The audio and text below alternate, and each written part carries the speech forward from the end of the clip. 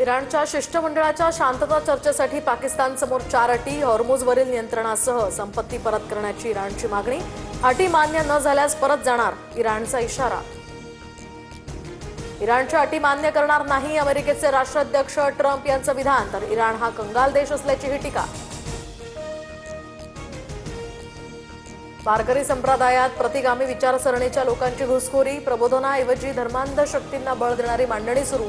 अखिल भारतीय साहित्य संमेलनानिमित्त प्रकाशित स्मरणिकेत शरद पवारांचा लेख. शरद पवार धर्म मानत नाहीत, त्यांचा वारकरी विचारांशी संबंध राहिलेला नाही. पवारांचा लेख अत्यंत चुकीचा, मुख्यमंत्री फडणवीसांची यावर प्रतिक्रिया.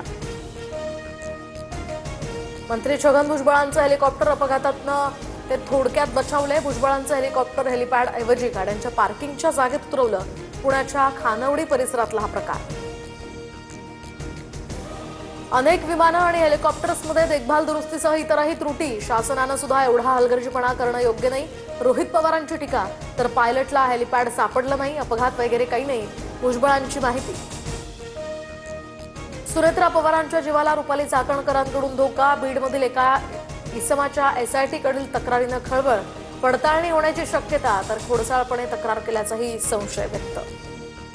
महाराष्ट्राचं पोलीस खातं सुनेत्रा पवारांची पूर्ण काळजी घेईल. जीवाला धोका असल्याची तक्रार असल्यास चौकशी होईल, मुख्यमंत्री फडणवीसांची यावर प्रतिक्रिया. बोंधू खरातला नेत्यांच्या बऱ्याच गोष्टी माहिती आहे, त्यामुळे खरातचा एन्काउंटर होऊ शकतो, रोहित पवारांकडून संशय व्यक्त.